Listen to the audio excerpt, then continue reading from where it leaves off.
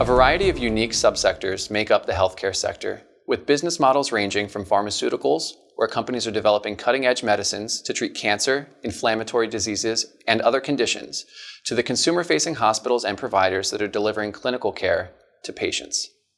The common thread across the healthcare sector is that many of these businesses can consistently grow revenue and earnings even in challenging macroeconomic environments.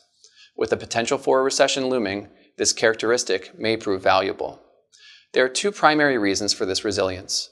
First, demand for healthcare is non-cyclical. It is one of the last areas where consumers cut spending when times get tough. Second, secular demographic trends support healthcare demand. Since 2010, the percentage of Americans 65 and older has grown rapidly, driven by the aging of the baby boomer generation. Rising life expectancy should support the continuation of this trend. According to projections as of February 2020 from the U.S. Census Bureau, by 2060, nearly 1 in 4 Americans will be 65 or older, up from 13% in 2010 and 17% in 2020. Of course, utilization of the healthcare system increases with age, with people aged 65 and over spending much more per capita on healthcare than younger cohorts. A 2021 study by the Kaiser Family Foundation found that people 65 and over accounted for 35% of healthcare spending, despite making up just 17% of the U.S. population. The secular growth of this demographic should drive increased demand for prescription drugs, medical devices, and healthcare services for years to come. The medical technology, or medtech industry, is one area of healthcare that we believe is particularly well-positioned for the near term. The last few years have been unusually challenging ones for medtech, where these businesses lagged their earnings potential due to a combination of factors largely outside of their control.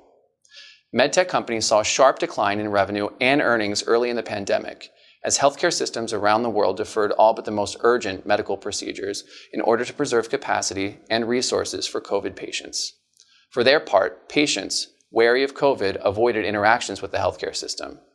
Even as patients slowly returned to the system, procedure volumes remained stubbornly below pre-COVID levels through 2021 and most of 2022, due in part to staffing shortages that prevented healthcare providers from catching up on all of the deferred procedures. At the same time, supply chain headwinds and input cost inflation put downward pressure on medtech companies' profitability. However, we believe the medtech industry is now well positioned to rebound from these difficulties.